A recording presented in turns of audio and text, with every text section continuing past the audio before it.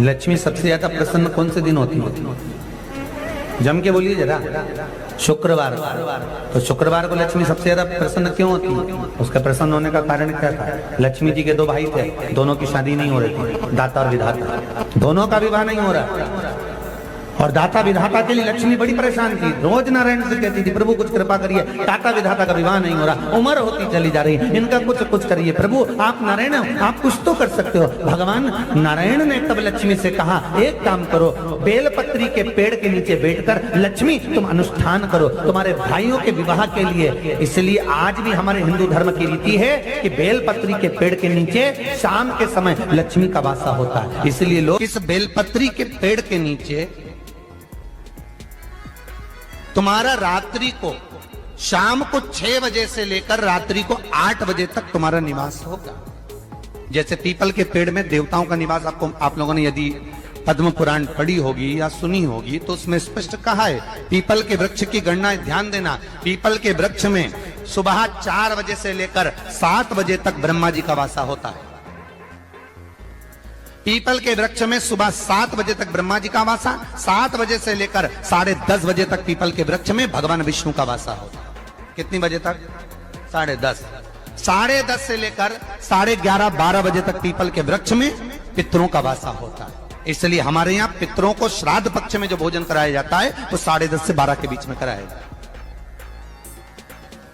12 बजे के बाद पीपल के वृक्ष में दोपहर के 1:30 बजे तक आहूतों का वासा रहता है। आहूत कौन? जो गर्भ में शांत हो गए, जो कुंवारी अवस्था में शांत हो गए, जो जन्म लेने के बाद उनका विवाह नहीं हुआ और शांत हो गए, उन आहूतों का वासा उस पीपल के वृक्ष में दोपहर में 1:30 बजे तक रहता है। उसके बाद में प्रेतों का वासा चालू होता है। इसलिए दोपहर के समय पीपल के पेड़ की परिक्रमा नहीं होती।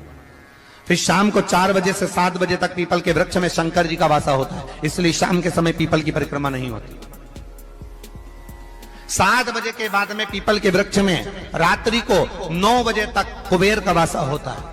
फिर 9 बजे के बाद में प्रेतवास चालू होता है पीपल के वृक्ष में। उसी तरह बेलपत्री का जो वृक्ष है, उस बेलपत्री के वृक्ष के नीचे रात्रि को 8 बजे से लेकर 12 बजे तक बेलपत्री के पेड़ के नीचे कुबेर का निवास होता है। महाराज कुबेर का निवास। प्रयास करा करो किसी बेलपत्री के पेड़ के नीचे हम दीप लगाएं, घी का।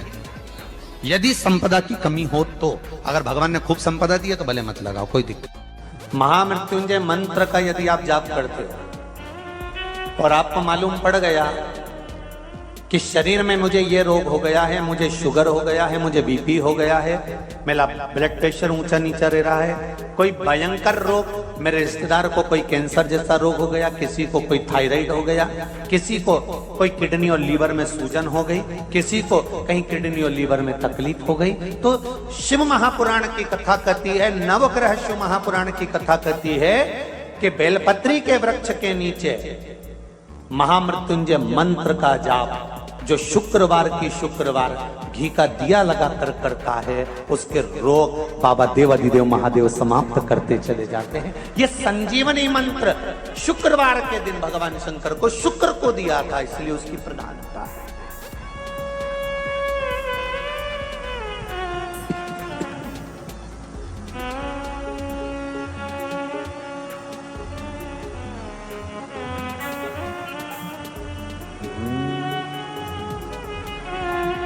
ये वो संजीवनी मंत्र।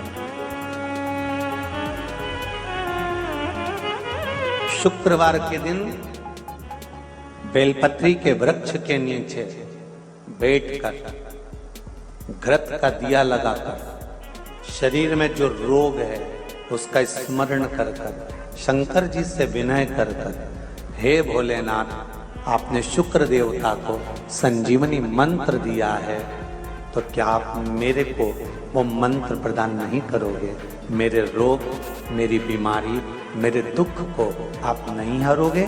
शिव से कहो, ये शरीर आपने दिया है और भजन करने के लिए दिया है, स्मरण करने के लिए दिया है, कीर्तन करने के लिए दिया है, तो संभालोगे भी आप। और बेलपत्री की ओर मुख कर घी का दिया लगाकर महामृत्युंजय मंत्र का स्मरण कर लेने पर धीरे धीरे धीरे धीरे धीरे धीरे वो रोग समाप्ति की ओर आता चले जाता है। शंकर भगवान को तुलसी नहीं चढ़ती, केवल एक बैकुंठ चतुर्दशी के दिन चढ़ती है, वो भी रात्रि के समय पर 12 से 4 के बीच में। पर शंकर भगवान को तुलसी नहीं चढ़ती।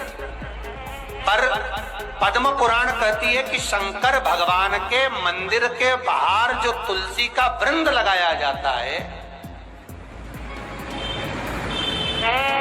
शिव जी के मंदिर के बाहर जो तुलसी का पौधा लगा रहता है या लगाया जाता है,